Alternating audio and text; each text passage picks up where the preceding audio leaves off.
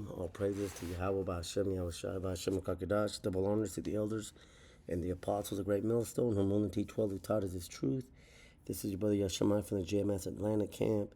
I wanted to do a video revisiting, the basics. And so today's topic is going to be going into the scriptures and proving that the so-called blacks, natives, and Hispanics are the children of Israel, the children of Yahweh Hashem Yahweh Shai, and that the people that the world knows today as the Jews are not the chosen people.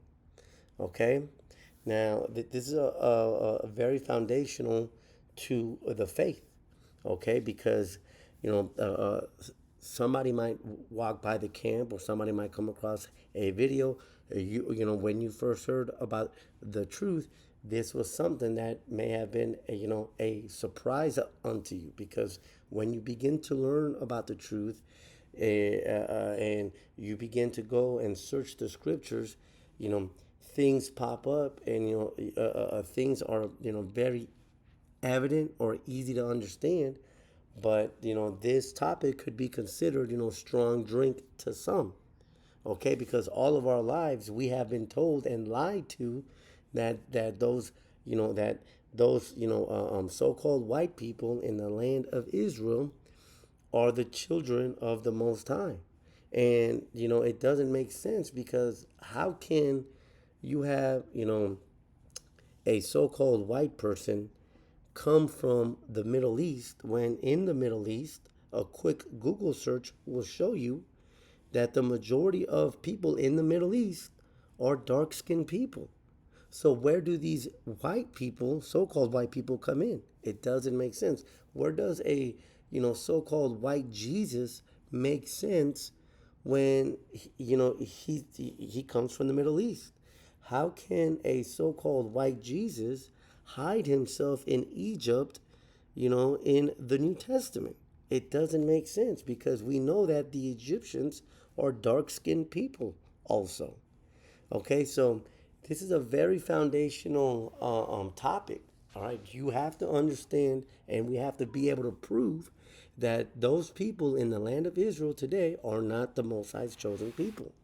Okay, so first and foremost, let's get Isaiah 34, verse 8, because it talks about judgment. All right, it says, "For it is the day of Yahweh, Ba'Hashem Yahweh Shai's vengeance, and the year of recompenses for the controversy of Zion." And this is a very foundational scripture that hopefully we can get the understanding on. Okay, so first and foremost, the scripture talks about Yahweh Ba'Hashem Yahweh Shai coming down and laying out judgment and a recompense, or a payback. A payback for what? For the controversy of Zion. So what is the controversy of Zion? Well, when you go into the etymology, controversy, etymology right here. I had it pulled up. I got another word ready. But that word controversy is a dispute, a debate, or a prolonged agitation of contrary opinions. And what is that prolonged agitation or of contrary opinion? That prolonged contrary opinion, because it's contrary to the scriptures. All right, it's contrary. It's contrary according to the scriptures. The Most High's people would be put in the land by Himself. Now, how did these people? How was the land of Israel formed today? Okay, well, you go into the Balfour Declaration. And the Balfour Declaration is what?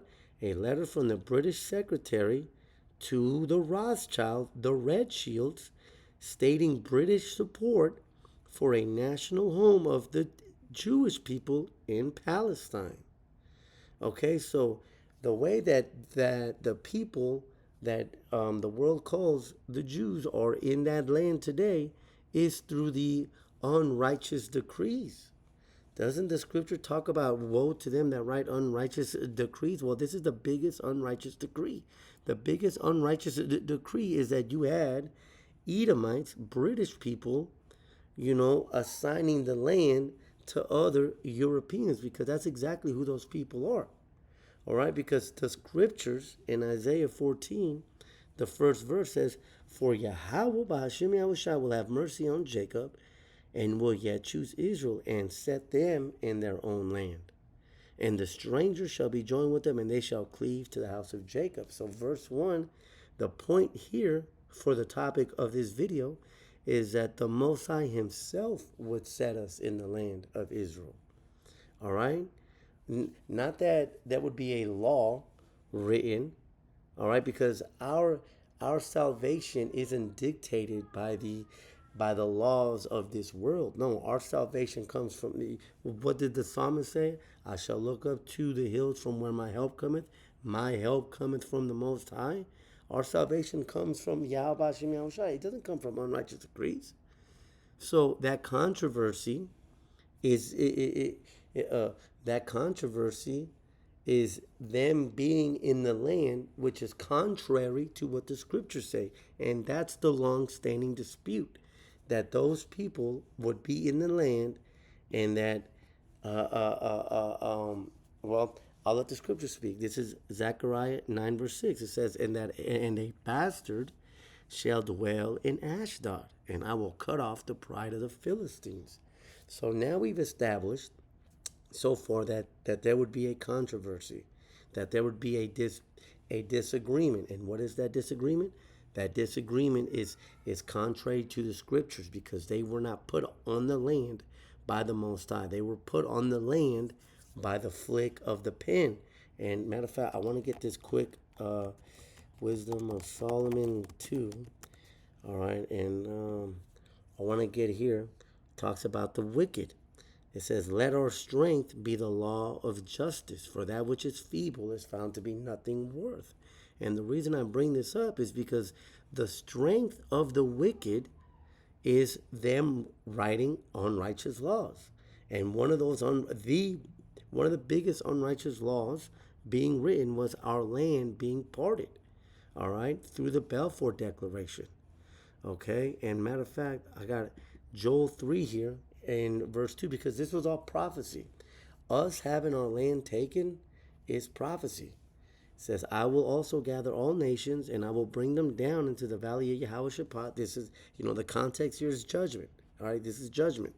"And will plead with them there for my people and for my heritage, Israel, whom they have scattered among the nations and parted my land."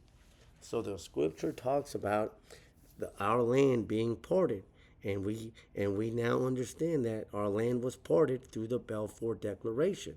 So going back to Zechariah 9, verse 6, it was even a prophecy that a bastard would dwell in Ashdod. And when you do a quick search on Google, where is Ashdod today? Ashdod is in Israel. So now we are beginning to see why it should be easy for us to understand, or easy for anybody to be able to look at the scriptures and be able to get the understanding of why we say those are not the people, because the person that is dwelling in that land is a bastard. Okay, and when you get the etymology of a bastard, it's an illegitimate child. And why do we bring that? Why do we bring that definition up? Well, we bring up this definition because Esau himself is the illegitimate child, in the sense that him being the firstborn son is the heir to he gets the biggest part of the blessing. All right, but we know that we know in the book of Genesis that Esau sold his blessing. And so him being the firstborn, because Esau is the firstborn, he gave up his inheritance rights. That's what makes him an illegitimate child, because he gave up the very thing that sets apart the firstborn son from any of the other sons. Okay? So now it's starting to come together when the scripture talks about a bastard, which is Esau, Edom, the self-proclaimed whites, dwelling in Israel. And then furthermore says, "And I will cut off the pride of the Philistines." Okay? So from here, I want to go to Isaiah, the second chapter, because Isaiah, the second chapter, talks about the people of Israel being set in the land. Okay, so um, I'm not going to read the whole chapter. I'm just going to get, up until verse 4. It says, the word that Isaiah, the son of Amos, saw concerning Judah and Jerusalem says, and it shall come to pass in the last days. Now, first and foremost, Judah and Jerusalem. Okay? This is specific to the children of the Most High. All right? It says, and it shall come to pass in the last days that the mountain of Yahweh Ba'Shem Yahushai's house shall be established in the top of the mountains and shall be exalted above the hills, and all nations shall flow unto it. So hold on a minute. We know that verse 2 is talking about the government of of the Most High, right? Would be set up, right? Because the mountains are representative of governments, okay? And so we know here that the people, that the Israelites would be set up on high above everybody else. So what would have to happen for this? What needs to happen prior to this happening? All right. Well, you go into Revelation 8, verse 8. It says, and the second angel sounded, and as it were a great mountain burning with fire was cast into the sea, and the third part of the sea became blood. So for the mountain of the Most High to be established, first and foremost, the mountain of the wicked has to be destroyed with fire. All right? And we know that that mountain is talking about America. Let me see here. It says, had that pull up here. Isaiah 35 and 2 says, Son of man, set thy face against Mount Seir. This is that burning mountain. And prophesy against it. Okay, so that Mount Seir, Esau, Edom, is that mountain spoken about in Revelation, the 8th verse. And the reason that gets brought up is because for the government, for the mountain of Israel, for Yahweh Hashem, Yahushai's people to be established, it's got to be established upon the other mountains. So how is it that those people are in the land, and Mount Seir, Esau, Edom, hasn't been taken out? So again, it just this goes back to that word controversy. It's a dispute, and that dispute isn't just between us and the so-called Ish people, but it's between those. It's between them as a people and what the scriptures say is contrary.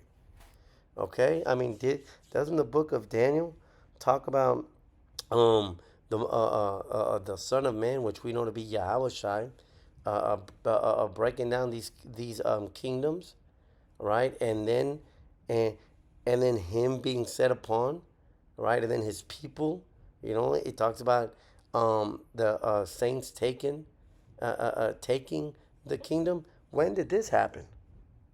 See, it doesn't make sense, man. Uh, uh, that's why we say they are not the people. All right, this is that bastard mentioned in the scriptures, verse 3. It says, and many people shall go and say, come ye, and let us go up to the mountain of Yahweh, Ba'Shem Yahushai, to the house of the Most High of Jacob, and he will teach us his ways, and we will walk in his paths. For out of Zion shall go forth the law and the word of Yahweh Ba'Shem Yahushai from Jerusalem. Is this happening? Do you see all of the nations? Because it talks about here, the scriptures say, when the Israelites are in the land, all the other nations are going to want to come and learn the ways. It says that the law would go forth from Jerusalem. Do you see that happening? No, to the contrary. What you see happening in that land is you see the biggest, rainbow population per capita. You see the most pedophiles per capita in that land. And that's, again, that goes back to that word controversy. Why? Because it's contrary to the scriptures, man. All right. So, uh, uh, verse 4, it says, "And he shall judge among the nations and shall rebuke many people." Okay.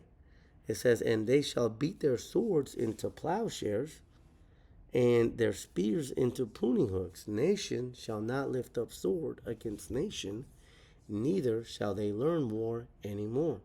So first and foremost, when the people of Israel are in the land, it talks about judgment. All right. Psalms 149 talks about the judgment written. And that judgment written is talking about the children of Israel having the kings and princes in chains and fetters of iron. Do you see the Ish people having these other nations in chains and fetters of iron? No, they're consistently being attacked. And that's contrary again to what the scriptures say, because the scriptures talk about the nations beating their swords into plowshares. Basically, that there's going to be no more war. Do you see that now? Of course you don't. So, if the scriptures are telling us that when the Israelites are in the land, there's going to be no more war, and you're telling us that those people in the land are the Israelites, but there is war, that is a direct controversy. And I don't mean to be repetitive, but that's why the scripture says the controversy of Zion, because it goes contrary to the scriptures. All right. Now, a question to pose also too is this: is why are they beating their swords into plowshares? From here we'll go to Jeremiah 50, and we'll go Jeremiah 50, verse 7. It says, "And all that found them have devoured them, and their adversaries said, We offend not, because they have sinned against the Most High, Yahweh Hashem Yahushai, the habitation of justice, even Yahweh Hashem Yahushai, the hope of their fathers." So the reason that these nations would get their swords beaten into plowshares is because those are the swords that they have used to come against the people of the Israelites. And furthermore, when you go to Isaiah, the 60th chapter, the reason that they're beating their plowshares, their swords into plowshares, because the kings are going to, those other nations are supposed to be building up the kingdom of the Israelites. Do you see that happening? Do you see the other nations building up the kingdom for those Ish people? Of course not. This is Isaiah 60. It says, all the who are that surely as the isles wait for me. It says, "Then thou shalt see them flow together." No, right here it says, "Lift up thine eyes round about, all they that gather themselves together, they come to thee, thy sons, they shall come from far off." No, Salakia, I'm trying to. It says right here, it says, "Who are these that fly? Surely the isles, Tarshish." Right here, verse 10, Salakia, it says, "And the sons of strangers shall build up thy walls, and their kings shall minister unto thee. For in my wrath I smote thee, but in my favor have I found mercy on thee." So wait a minute. The scripture talks about us being in, when the children of Israel are in the land, that the other that the other strangers, which are the other nations, are going to build up our kingdom. Is that happening? The answer is no. That's why we say those people in the land are not the people, because just to conclude this video, if they were the people, there would be no more war, and they are constantly they are constantly going to war with Iraq, constantly bombing Gaza, constantly bombing Iran, right? Constantly begging America for money. That's not our salvation. Where in the scriptures do you see that? Israel shall be saved. When Edom gives them money. That's not how our salvation is, man. I want to get this quick article on Israel in talks of new MOU, Axios. Yep. Israel is in talks for new expanded 20-year MOU with the U.S. as the current one expires in 2028. Additionally, Israel and India recently signed a new MOU. Says Israel is seeking a 20-year agreement, doubling the usual term. All right, and so you're talking about billions of dollars here, right here. Axios, yeah, this is what I read here. It says, I want to go into the totals here. It says, Bray says there have been three 10-year frameworks for Israel: 21 billion in 98, 32 billion in 2008, and 38 billion in 16. So officials hope that the next package will include even more assistance. So, where again, does Isaiah 14 said that we would be set up in the land and that there would be no more war. So if that's the case, why are the supposed people of the Most High, why did they write themselves unrighteous decrees, which is the Balfour Declaration, and why are they still asking for more money for weapons? Again, that is why the scriptures talk about the controversy of Zion. It is contrary to the scriptures, man. Hopefully, this lesson has been edifying, and until the next one, shalom.